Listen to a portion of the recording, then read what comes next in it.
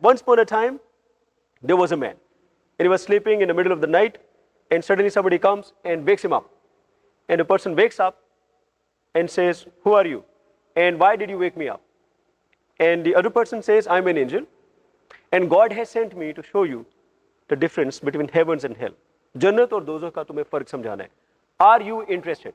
And the man says, "I might be the only person in this world who could possibly see the difference."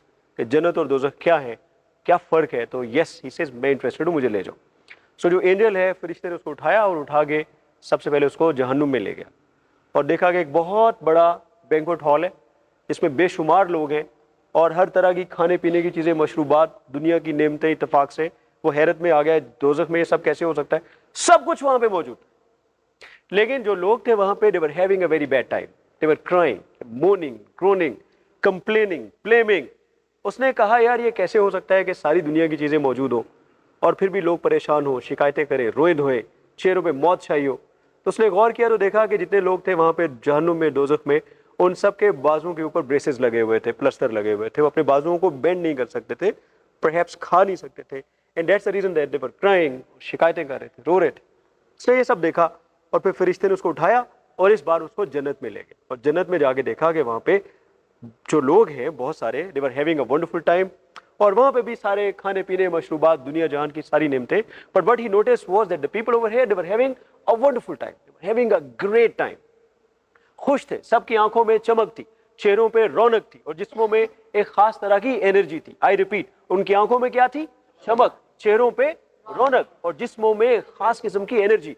और ये शख्स देख के हैरान रह गया कि यहाँ पे मौजूद लोगों के बाजुओं के ऊपर भी ब्रेसेस लगे हुए थे और ये भी अपने बाजुओं को बेंड नहीं कर सकते थे, मतलब खा नहीं सकते थे. बट ये क्या कर रहे थे? They were picking up the food and they were feeding each other. खाना उठाते थे और एक दूसरे के मुंह में डाल रहे थे, एक दूसरे को सर्व कर रहे थे.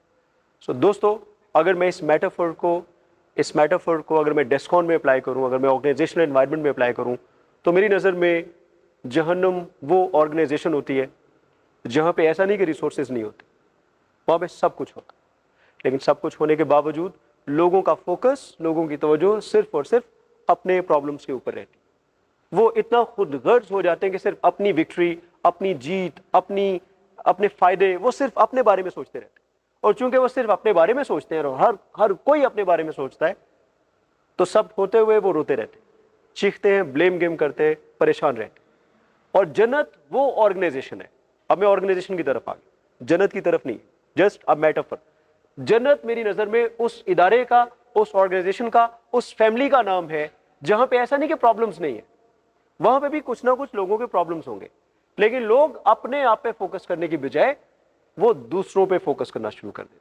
वो अपनी लिमिटेशंस पे तवज्जो देने के बजाय दूसरों की लिमिटेशंस को ओवरकम करने के बारे में सोचते हैं. और फिर होता क्या है? फिर मिरेकल होता है. और ये मिरेकल इसलिए होता है कि वो अल्लाह के उस उसूल की पैरवी कर रहे हैं. वो उसूल क्या है? If you give others what they want, you will automatically get what you want. अगर आप दूसरों को वो दे दें जो उनको चाहिए, तो बदले में आपको खुद ब खुद वो मिल जाएगा जो आपको चाहिए.